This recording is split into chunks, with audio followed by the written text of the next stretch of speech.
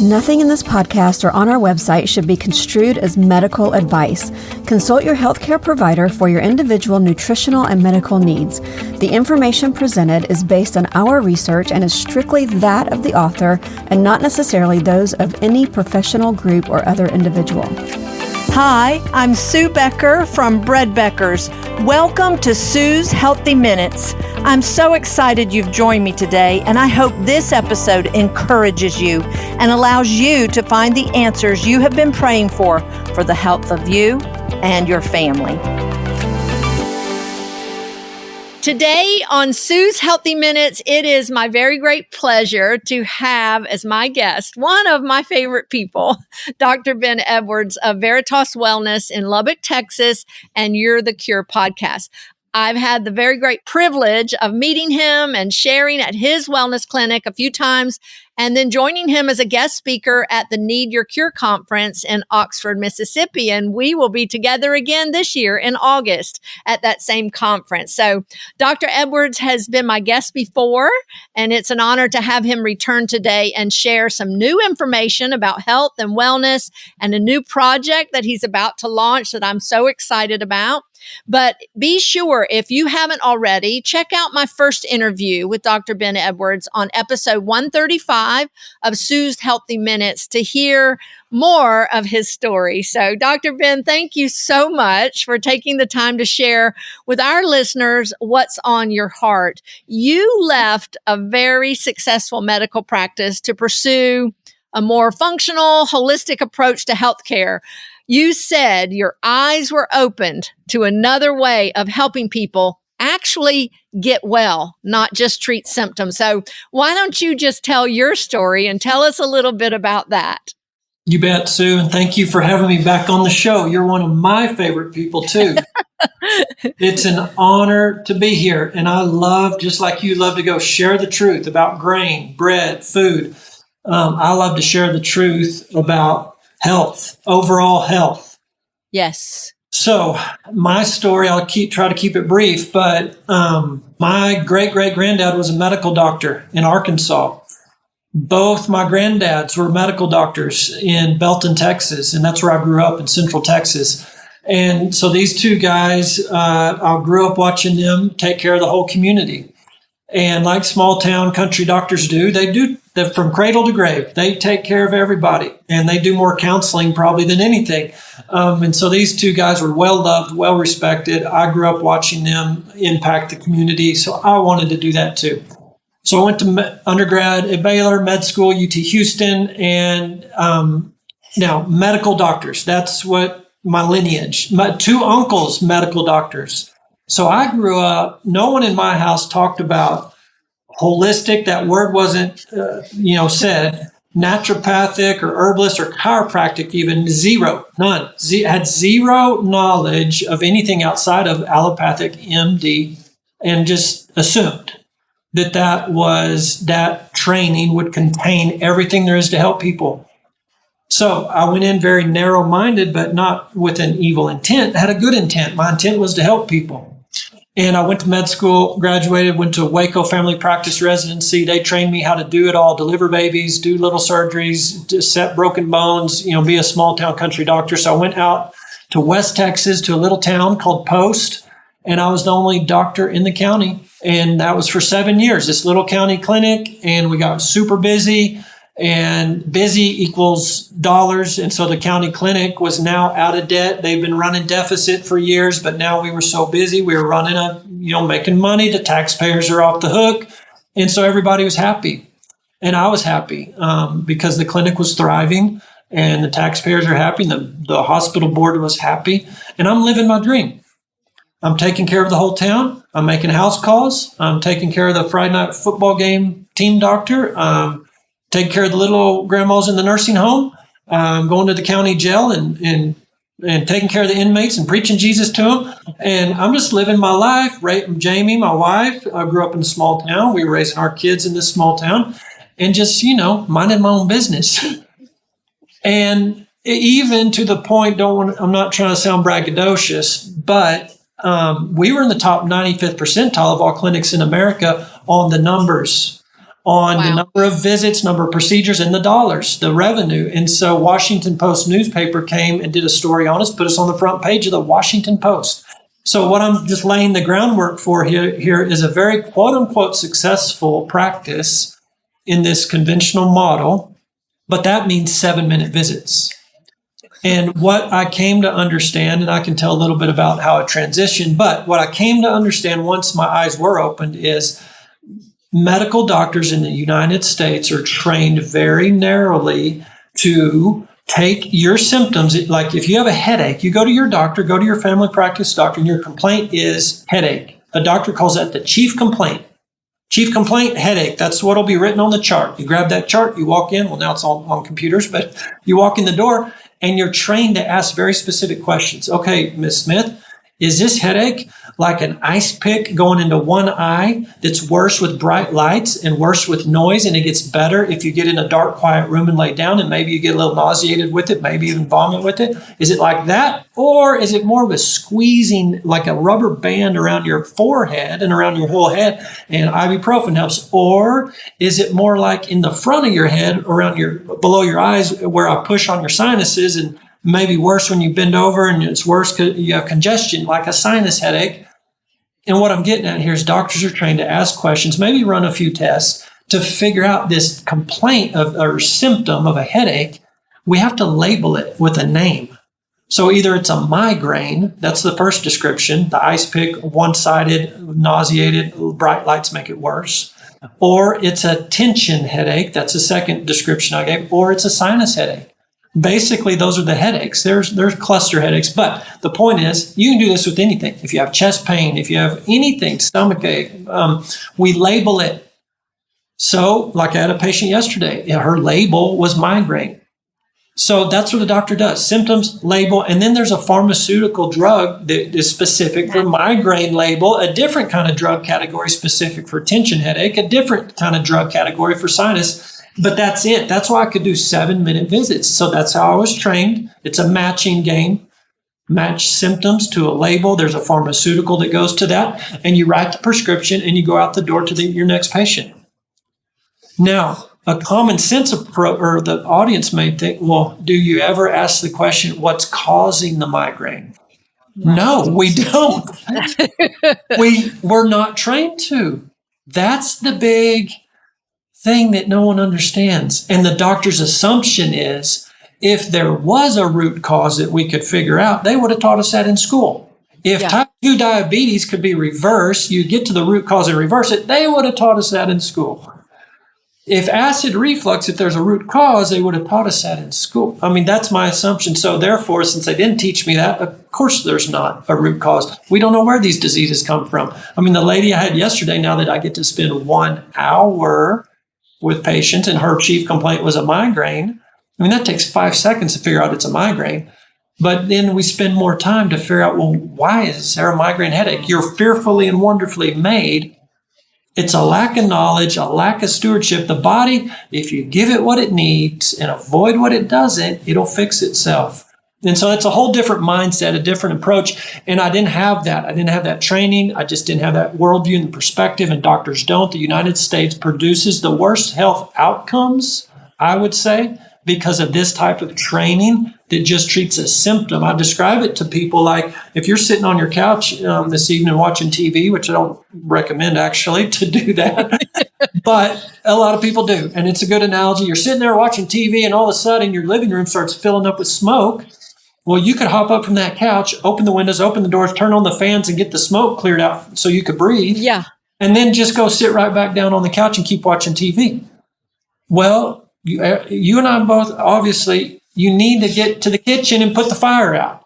Exactly. And if you don't do that, if you don't get to the root cause and you just sit there and continue to turn on more fans and more fans, you're going to shorten your life expectancy. We die younger than any other country, industrialized country, and you're going to suffer more all along the way. And we have the most diseases of anybody. And that really is the crux of what my eyes were open to, is there are root causes. It takes time to sit and listen to the patient. And they will tell you in their story what they're missing, what their body is missing that God intended for it to have, and or what is it being exposed to that he never intended it to have, such as enriched white flour, Yes. such as margarine, these processed foods. That the design isn't to your mitochondria, which is your cellular carburetors, are not designed by God to consume that type of food-like processed man food, I call it. Now it'll take that. It's amazing, resilient, amazing. It'll take that garbage. But there's a cost. And the cost is, in the medical world, it's inflammation. So that carburetor will start to produce less energy, more exhaust, we call free radicals. And when there's cellular energy production down, exhaust up, that's inflammation. An inflamed cell cannot function right. So an inflamed neuron, that's a brain cell, can't function right. That could produce a migraine. It could produce brain fog. Lots of neuron symptoms could come simply from that formula of not enough energy, too much exhaust. So after I learned all that, or started to learn, it's been a process and a journey. It was clear to me there's a better way to do medicine. And it took actually a year going back and forth in my head, this cognitive dissonance. I just couldn't believe it. I couldn't bring myself to just accept the fact I didn't learn it all in med school. Plus, normal human nature, you start to worry about, what will people think about me? What about my paycheck? What about this and this and this and all that? But so it took a year, and this doctor encouraging me and teaching me, but ultimately it was my 10 sickest patients. He said, I'm tired of arguing with you, trying to convince you, smarty pants.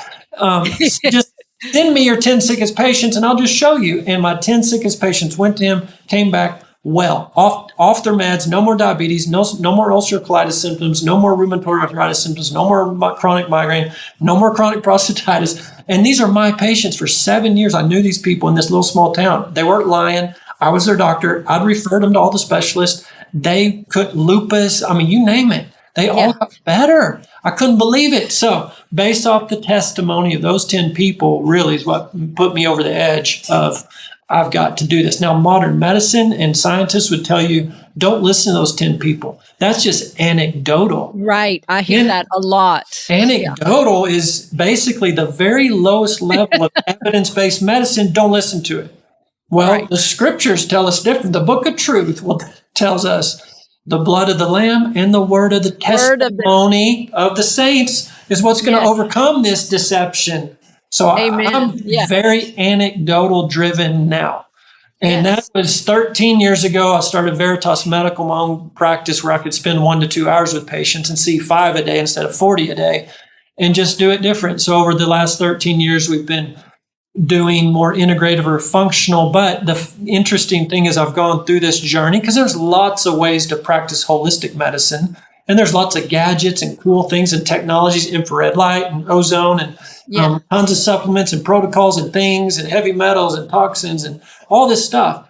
But honestly, it's gotten simpler and simpler and simpler. And it's almost like I feel like I'm sort of cheating to just simply rely on the God-given, internally built into you cure. The name of the program we're going to launch, You're the Cure. The cure is built into you. You have antioxidant enzyme systems that'll deal with free radical oxidative stress. You have detox enzymes that'll grab toxins and deal with them. You have a microbiome, or you should, most Americans don't. Diverse microbes in the gut that'll produce your serotonin for your depression and anxiety. You don't have to have a pill. You have your own God-given pharmacy in your gut that'll make antibiotics that you need, natural antibiotics. It'll make vitamins that you need. So it's this it's a simple, and that's the beauty of how God does it. It's a complex design, but it's not complicated. Eat real food. Move. Yes. Don't sit all day. Get in the sun. Get real salt with 70 plus trace minerals. Get real food. It's the basics and true peace. You're not designed to run in fight or flight mode. So over these 13 years, I would say I've had to just come to the realization that doctors are kind of, and I don't want to sound like just anti-doctor. Doctors are great to treat a symptom. Like if that lady with the migraine yesterday, she'd actually started already changing her diet and lifestyle before she saw me, because people come through our program now through the health coaching start to do that. She hadn't had a migraine or any symptoms in a week, and she was having daily. So I said, hey, it sounds like you're on the right track. But I did offer, because she has to work. There's this option to treat a symptom, Imitrex, or here's a natural holistic version, basically. Give her the option to clear that smoke. Most people in a house fire die from smoke inhalation. So clear the smoke. It's fine to take your migraine medicine or whatever, but go deeper. Go deeper and where you don't need the medicine anymore. So medicine's fine. It has its place. But if you just rely on smoke clearing mechanisms like pharmaceuticals, you're going to shorten your lifespan and suffer and that's not what God intended for our life. He didn't give us 80 or 90 years to live to slowly just fall into that grave little by little. Starting at age 27 is when the average American's health span curve starts to decline rapidly. People are just sick. Kids are sick. Young people are sick. We have a sick country because of what I just told you. We don't do the basics. Yeah. So we teach the basics. Yeah. Now you have 4 pillars, I think, that you teach, right? And you may have already kind of touched on them. Explain those a little bit. Your 4 pillars of health. Yes. So nutrition, hydration, movement, and peace. Those are what the 4 pillars I really felt like early, like in the first few months of this transition 13 years ago, God put that in my heart of just teach the people these 4 basics. So that was actually there almost day one. But in my own insecurity or not trusting or because of my own smarts and intellect as a doctor, no, we have to add to that. We have to go learn these cool integrative things and not dogging those, not speaking against that. We do some of that in our clinic, but just if we were out of order. It's like the focus really needs to be these 4 pillars. If you need some additional add-ons temporarily to treat that symptom integratively, functional or pharmaceutically, that's fine. But these 4 pillars are so foundational. And if you give the body nutrition, hydration, movement, and true peace, it should function like it's supposed to. Yeah. I see too often people, there's so much on the internet now advertising, and that sauna, red light, this supplement, that supplement, this green drink, this collagen, and all these things. And those are good things. But they don't set you free. They don't set you free. And if you're not giving your body what it needs to heal, I don't believe those alternative options can bring that healing if your body can't do it. Right. Now, it may encourage it or whatever, but... So nobody probably worries about a paper cut. If you get a paper cut, it's a little annoying. Yeah. But go on about your business. Well, why is that? Because we know the body's going to stop the bleeding. It's going to patch those little blood vessels, going to patch them and clot them off so you're not going to bleed to death. And then it's going to key in a mechanism to start growing new skin cells, and you'll have you won't even know you had a paper cut. There's this autopilot, automatic repair mechanism built into us. Now, we have to translate that over to the big things too. The body knows how to keep blood sugar normal. The body knows how to keep acid in the stomach where it's supposed to be. The body knows how to keep your coronary and carotid arteries open and flowing with good blood. Your body knows how to do all this. We have this thing at night when you're asleep and go into deep sleep, growth hormone gets produced, and growth hormone should be called repair hormone because it initiates this cascade of repair mechanisms at night when you're in deep sleep. So if you're not getting deep sleep, you're not kicking in that growth hormone and repairing yourself. So what I'm saying is we have an auto self-cleaning, self-repairing, stem cells floating around the body should go in and patch things up. We're designed to be, there is no way man could ever design something with even AI that would be as efficient and incredible as the human body's designed to fix itself. Yes. It has a hard time doing that when you don't have deep sleep, when you don't have the raw materials to patch that paper cut. Exactly. When you're energetically, you don't have the energy. So you can have raw materials coming into, say, like the assembly line, the car manufacturing facility in Detroit. You could bring all the raw materials in, but you got to have those workers in there putting those raw materials together to make the automobile. And the energy that's required. So enzymes in the body, enzymes actually do the physical work. When the sun hits your skin, changes the cholesterol in your skin into vitamin D. which is actually a hormone, but that doesn't just poof magically happen. There's actual physical cutting and cleaving and adding, and you're structurally changing things. What's enzymes that do that? Well, those enzymes need energy. And so it all goes together. You need the raw material, but you need the energy. You need the mechanisms, the repair mechanisms. Genes, there's some instructions in our genes, but those genes are like books on a bookshelf. And something's got to direct the librarian to go to which shelf, which book, turn to which page, and read which paragraph. And the instruction that we give to our genes actually comes from us. It's even our thinking will impact which genes are turned on and off. Toxins impact which genes are turned, nutrients or lack thereof, microbiome, all these things. It's called epigenetics, above the genes. But it's diet and lifestyle.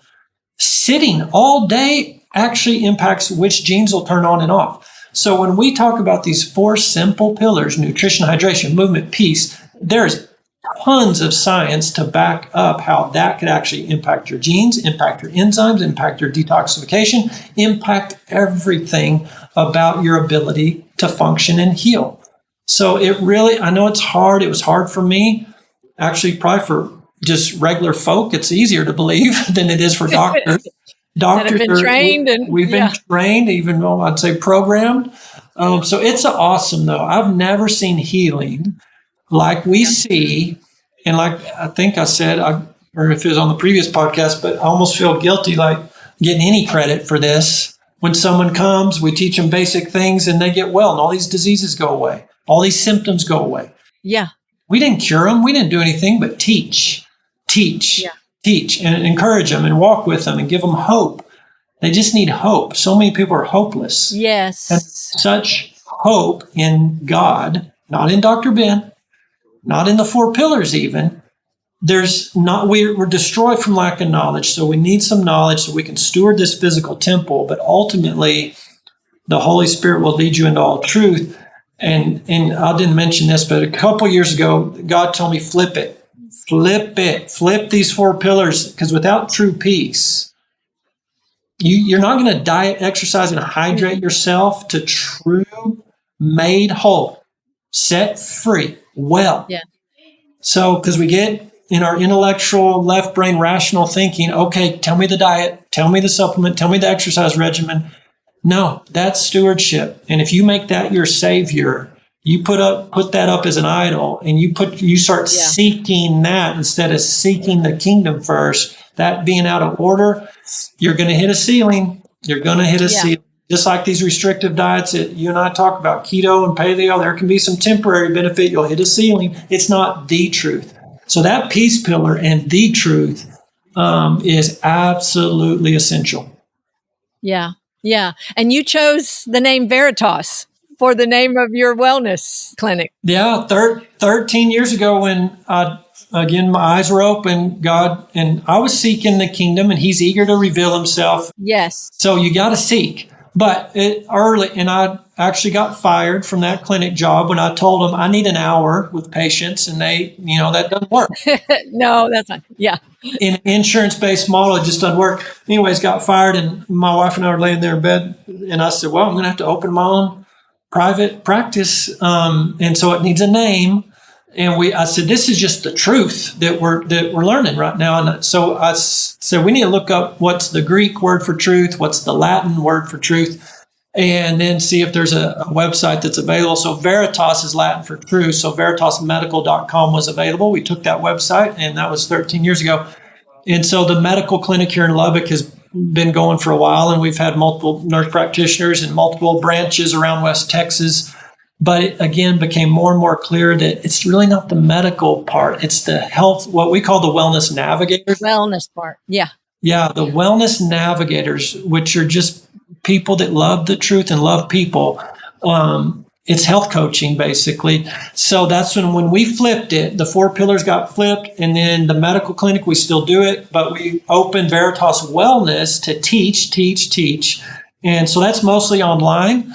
And that's been going for a year now, and it's been great because we can go across state lines and internationally, and we have community groups, we have resources and recipes and all. I do a Zoom every month, and the navigators are on there doing group classes, and it's great. And then we kind of got overwhelmed with volume, both in the medical clinic and now even in the wellness. And so we put this program together called You're the Cure. It's a self-paced 9-module. I forget how many videos, but broken into 9 modules over the 4 pillars.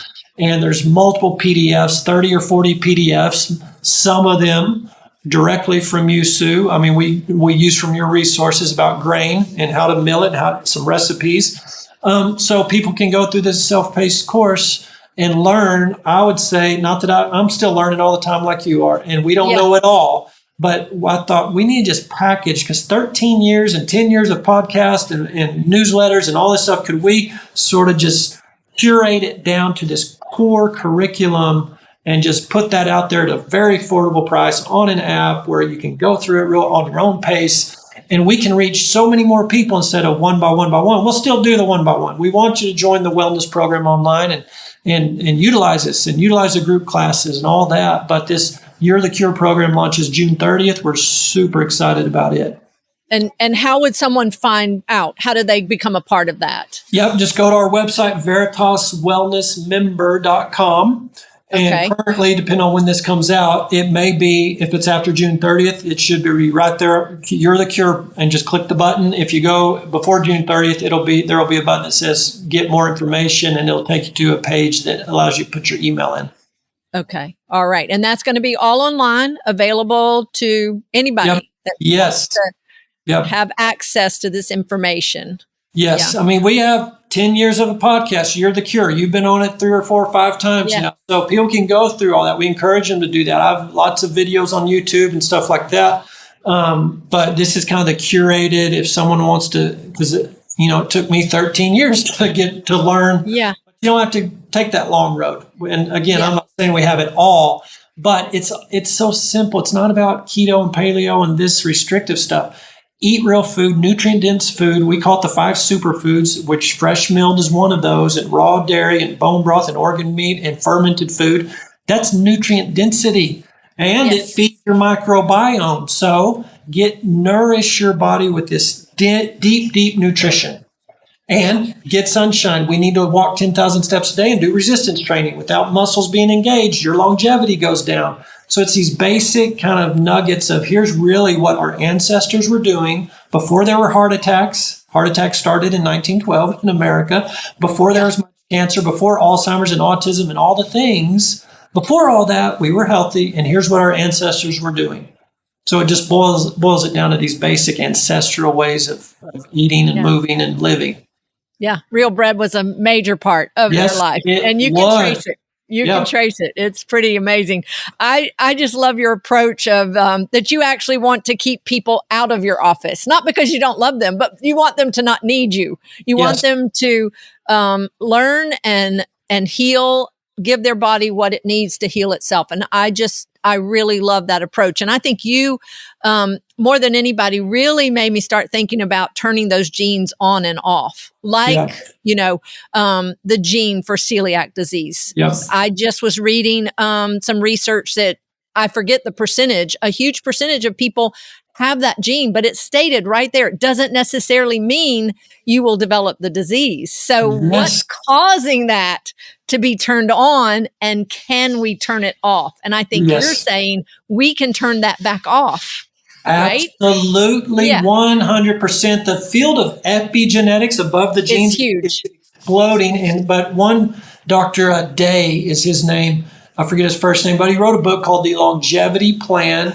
And he was a doctor that went to China and was given a medical lecture there in China. And he was in his late 40s at the time, and he was on 6 or 7 medicines, and is for, hypertension and acid reflux and cholesterol and arthritis and depression or whatever. And his colleagues in China said, you're pretty young to be on so many meds and be so sick. You should go over to this village in China.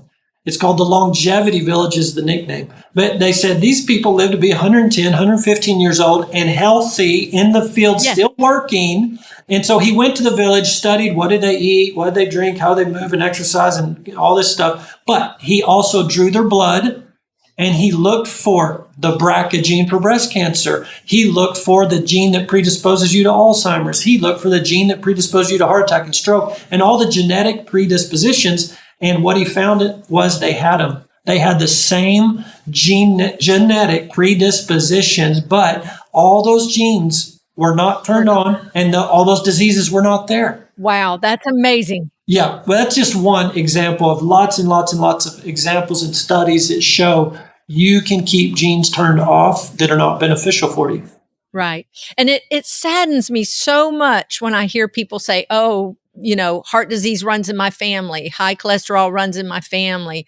My mother died, or my father died, my brother died young of heart disease. And it's just sad to me because I almost call it medical word curses. I hate to put it so bluntly, but this is incurable. There's nothing we can do. We don't know why. Yep. Those are all things we're told, and they bring such hopelessness. And you're like, well, there's nothing I can do about it. And you accept it. You're like, well, I'm going to have heart disease. I'm going to die of a heart attack, or because my mother did or my father did. And that kind of thinking, actually, we know now, the science proves, not that you have to prove God's word, but science proves that kind of thinking. Yeah. I'm going to get this. And that drives fear and anxiety and worry. Those emotions actually turn on genes that are going to cause that to come true. Yes. I'm actually reading a book right now. It's a little hard to read because it's very scientific, Molecules of Emotion. It's very fascinating. It's the science of how those emotions have charges, electrical charges, and they change the dynamic of your cells. And it is very, very eye-opening. Yeah. And God's word says that as a man thinketh in his heart, not in his intellect, in his heart, so is he. Yeah. Yeah. And all issues spring out of the heart. Yeah. And the power of life and death is in the tongue. So we have these false beliefs or lies that we believe from the father of all lies and the accuser of the brethren, but we believe it at a heart level. That changes these molecules, changes our genetic expression, and it manifests. Yes, it does. All there in the word. Yeah. And when I learned that heart attacks started in 1912, was the first recorded case in the American medical literature of a myocardial infarction. That's heart attack. First one that is found in the literature. And now it's the number one killer. 600, 700,000. So that was eye-opening and shocking. So when someone says, my dad had a heart attack, my granddad had, well, get back before 1912, they didn't. There weren't any. Right. And now some people say, well, that's because we only lived to be 40 years old in 1900, late 1800. No. That's statistical. When you piece those stats apart, what you find is the infant mortality rate in the late 1800s in the United States, the big cities in particular, was 50%. So imagine having twins. The odds were one of those twins is not going to make the fifth birthday. The other one will live to be 80. So the average came to 40. But the infant mortality rate drops 99% in the early 1900s when we cleaned up with sanitation, with clean water and indoor plumbing and refrigeration and nutrition. So we cleaned up the terrain. So, but my point is, we were designed to live to be 80, 90 years old, and we did ancestrally. We know this. You can look at blue zones. We know this. Lots of literature. So there were no heart attacks in the 80-year-olds before 1912. So, yeah, it really sets you free when you start to learn this truth, and you can trust God's design. Yeah. Yeah, that's just so powerful. So, before we run out of time, I do want to ask you to touch on the measles outbreak that happened, I believe, in your very own hometown. And back in January, I think, was the first case, but they're still popping up cases today. But you were an active part of that whole scenario, if I'm correct. So I'd like for you to touch on that, because there's so much wrong information out there being propagated. So tell us a little bit about that. Well, you want the short version or the long version? How much time? I want whatever you'll give us. Just give it to us. Okay. So, yes, the measles started happening south of Lubbock, where I practice in Lubbock. Gaines County is about 90 miles south. And we had a couple cases that came to our clinic. And so we were treating them. with vitamin C and vitamin A because the literature is clear about that. Using vitamin A decreases mortality rate of measles. That's well known. It's all through the literature. So these couple cases showed up. We treated them, no big deal. But then the outbreak really blew up in Gaines County. We're in a population of Mennonites. And I have a few Mennonites that come to our clinic, 20 or 30 maybe, but there's thousands of Mennonites in Gaines County. And this little girl passes away in the hospital in Lubbock, and they said it was for measles. And, of course, I thought, that's interesting because you shouldn't die from measles if you treat it appropriately. But anyways, I get a phone call on a Saturday afternoon from a friend of mine who lives in Gaines County. And basically she said the mother and the father of the little girl who just passed away, there's 4 other siblings. They all have the measles. Mom and dad are very, very scared, and they don't speak good English because they're German Mennonites and mostly speak low German. And they got just in the hospital. They didn't have a great experience for various reasons we don't have to get into right now. But they didn't want to go. They weren't going to go back, and they were scared that the other kids would get worse like the little girl did that died. So could I come and just see the kids and talk to the parents and so I did. On a Saturday, I went down there, and it was actually at the viewing at the church, Mennonite church. They were doing the viewing. The funeral was the next day. And I saw the kids and administered some recommendations of cod liver oil because of the vitamin A and vitamin D that's there, and some vitamin C I'd brought with me. And I talked to the mom and dad and told them what to watch for, because you can get a bacterial infection at the end of measles in your lung, but we treat it appropriately. It's no problem. Unfortunately, their little girl in the hospital didn't receive that treatment.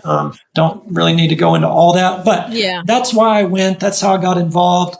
And I was ready to leave the church, and the dad basically said, hey, I think it's his sister, but some cousins are sick with the measles. Could you go? They're 2 twin baby boys, 4 months old, really sick, respiratory distress. Would you mind going and seeing them? So I ran over to that house and saw them. And then that family, and one of those boys was really, really sick. And it looked like to me on presentation, and when I examined him and got the whole story, it was early in the measles. In his course, measles lasts about 7 to 8, 9 days. And it was early in that course, and his lungs were very inflamed, and he was having distress, like hard to breathe. And so it looked to me like COVID did the same thing. We call it a cytokine storm. Lots of inflammation in the airway, so you can't get oxygen through that inflamed tissue. So budesonide is an inhaled steroid. It worked really, really well during COVID for this pneumonitis or inflammation. So I actually had to run back to Lubbock because there wasn't a pharmacy available in Gaines County. Ran up there, got it, came back, administered it. It worked beautifully. This little baby calmed down, was able to take his bottle, and he was dehydrated too because he hadn't had a bottle all day pretty much, 4-month-old, and he just turned right around. It was amazing. But then the mom and dad said we have 8 other kids, and then the cousins have 8 kids, and the cousins have 8 kids. And I turned to my translator and I said, Tina, how many do you think there are? And she said, Dr. Ben, there could be thousands. And I said, how many babies, 2 and under? There could be hundreds. I don't know. She really didn't know. There's a lot. And I said, I can't just go this was on a Saturday night. I said, it's inefficient to go house to house. Is there a place we can meet centrally located and you could get the word out? And she said, well, church, Sunday morning church, there's 12 different Mennonite congregations in Gaines County. I said, well, could you get word to each congregation, maybe in the pulpit for Sunday morning, the preachers could tell the congregants if you have a child 2 and under who's sick, and especially if there's respiratory symptom, just bring him to this central location. And there was a local businessman donated his building. It was actually a brand new building. He was going to use it for a business venture later, but it was empty now. And they went and brought chairs and tables, and the word got out. And I called a supplier of mine, or of a supplement company we use for cod liver oil and vitamin C. I said, is there any way? Because I'm thinking thousands. Yeah. And I did the math on it, and I'm like, we're going to need like a lot Yeah. of cod liver oil and vitamin C. Gallons and gallons. Yeah. And the guy's like, yeah, if you can get a plane here, I will open up the warehouse on a Sunday morning. I'll meet the plane at the airport and I'll load them up. And so there was a local, in Gaines County, a local man had a private plane. The pilot is actually one of my patients, a former Mennonite himself, actually.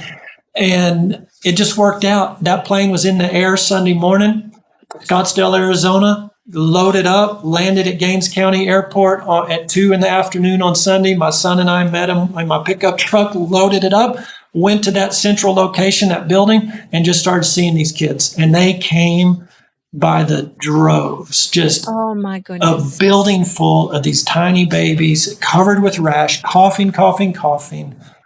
And it was just incredible. It was surreal. And the even more surreal part is just when I started talking to people in places of authority, and some of them weren't real helpful. All they could offer was vaccine. And my answer was, well, these are sick babies with 105 temperature and they're coughing. And so vaccine's not appropriate, not a treatment. That's a preventative. Right. We need treatment. And here's what I'm seeing on the treatment side is working real good. And could you get that word out? And the answer was no, we can't get that word out. And that was very upsetting and very shocking to me. And actually, the word spread through the community. It was a very tough situation where the community started to feel like no one wanted to help them. Yeah. So they felt alone, isolated, Yeah. and discriminated against, and like no one was there for them. Yeah. And nobody was. Oh, wow. But anyways, we treated them and went back the next day and the next day and the next day. And we taught the moms what to do. And those Mennonites got together, and they're amazing, strong people, self-reliant, resilient. They need some knowledge, like we all do. We lack knowledge. We've lost wisdom over the years, and a lot had lost some wisdom. And even some standard American food had come into that culture. And Sure. Yeah. So anyways, long story short, we treated 200 to 300 kids and Successfully. And it was great. And then politics come into the picture, and the media follows the politics, and there's always political motives in the media, it seems to me now. So I started learning real fast the media wasn't going to tell the whole story. And so I stopped giving interviews, and I mean, everybody, 60 Minutes, New York Times, Vanity Fair, Politico, like you just go to dozens. Oh, yeah. But once it was clear to me they weren't interested in the whole story, I just had to kind of try to stop talking to them, just focus on the kids, let the politicians do political things, and I'm going to turn off the news and not watch it. And I didn't. And just stay focused on the people. And actually, it was funny when Secretary Kennedy came, I got to visit with him. And, he's in a political position, so that's tough. But as he was there and at the funeral, and I was walking around, one of the Secret Service guys tapped me on the shoulder. There were about 8 of them just around, and one guy grabbed me, and I thought, uh-oh, I did something wrong. But he bent down and whispered in my ear, "Hey, Doc, I joined your wellness program online. It's awesome. Keep up the good work." And when I went to bed that night, I think really it was the Lord reminding me of that. Like, it's that guy. It's the people. It's the Mennonite people. It's that guy. It's just go to the people, the politics, the media, and the limelight, and all that, whether it's good or bad media. Yeah. Don't let that. It's the people. Love your neighbor. Yeah. Just do that. Love God, meaning trust God, and love your neighbor, and it's going to work out. So that's what. There are a lot of great lessons there. Yeah. And listen to that one and not the lots of other voices that are coming at you. But sometimes it is just one. Yeah. I know, you can read, like, I don't know if you read comments on social media, great. And then one, but, And that one is the one that'll just crush your spirit if you let it. And it only takes one, and the enemy will let it. But I love that you have such a passion for dispelling fear, for bringing hope and encouragement. And I think throughout this whole conversation, there was a verse that the Lord gave me early on It's in Matthew, and when the crowds kept following Jesus, and it says he was moved with compassion for them because they were harassed, distressed, bewildered, like sheep without a shepherd. And that's what you just described. These people they had lost hope. They were like, they didn't know what to do. They were sheep without a shepherd. And what does he say? The very next verse, the harvest is indeed plentiful, but pray to the Lord of the harvest to send people to the harvest field. That's just what I think of you as God has called you. He sent you to the harvest field, your wisdom, your knowledge that you want to share with others. And like me, we're both continuing to learn and new things, and we have a passion to share. And I'm just so excited to have you here today. I can't wait for your program to start on June 30th. I'm excited to learn. I call it more focused learning. I get a bit here, a bit there, a bit here, a bit there, but to bring it all down into some lessons, and that will just be great. So tell us one more time where we can find you, where someone can get in touch with and sign up for this program. Yep. The website is Veritas with a V, veritaswellnessmember.com. Yeah. Our old website, veritasmedical.com, it'll get you there too. And then I think our Instagram is just my name, Dr. Ben Edwards. And I think Facebook and YouTube probably the same thing. But veritaswellnessmember.com, the website, will get you to everywhere. Right. And then YouTube, I know it's You're the Cure, right? And your podcast. Yeah, podcast, You're the Cure. And the program launching June 30th, also called You're the Cure. Yes, I can't wait. I can't wait. So thank you so much for joining me today. I know you're busy. I will see you in just a few weeks in Oxford, Mississippi at the Need Your Cure conference. I'm so glad to be a part of that. And if there's any last word you'd like to share, just feel free and we'll close it out. Just thank you, Sue. Thank you. I love coming on your show and know your audience like-minded and love the truth and seeking the truth so they can be set free. So thank you so much for giving me the chance to come talk to your audience. Gosh, well, thank you for coming. And to everyone listening today, I hope you're encouraged. I hope that you find freedom. And until next time, this is Sue Becker from Bread Beckers with Sue's Healthy Minutes. Sue's Healthy Minutes podcast has been a presentation by the Bread Beckers Incorporated located in Woodstock, Georgia. For more information, store hours, and learning opportunities, visit breadbeckers.com and follow us on Facebook and Instagram. Make sure to subscribe to this podcast and never miss an episode. Share this with 2 friends who would benefit from this information, and be sure to join us again next week for more of Sue's Healthy Minutes.